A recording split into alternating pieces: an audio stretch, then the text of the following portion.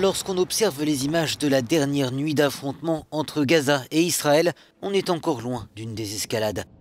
L'aviation israélienne a encore frappé les résidences de plusieurs dirigeants du Hamas, tandis que de nouvelles roquettes ont été tirées vers Israël par des groupes armés de Gaza.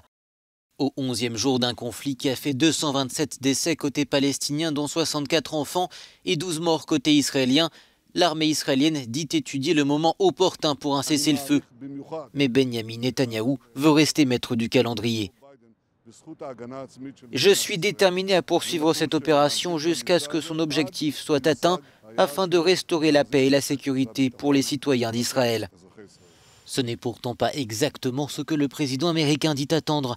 Alors que dans son camp, des voix s'élèvent pour réclamer plus de fermeté à l'égard d'Israël, Joe Biden a indiqué mercredi à Benjamin Netanyahou qu'il s'attendait à une désescalade significative ce jeudi pour aller vers un cessez-le-feu. Washington avait pourtant refusé un projet français de résolution au Conseil de sécurité de l'ONU appelant à une cessation des hostilités. La Maison-Blanche voudrait une approche diplomatique plus discrète. Mais les groupes armés de Gaza sont-ils prêts à respecter un cessez-le-feu? Le Hamas renvoie la balle dans le camp d'Israël.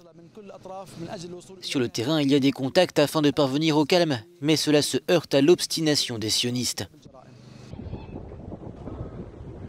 Sur un autre front, de nouvelles roquettes tirées du Liban ont pour la première fois atterri en Israël, mais sans faire de victimes, selon l'armée. Celle-ci a répliqué par des tirs d'artillerie sur des cibles dans le sud du Liban.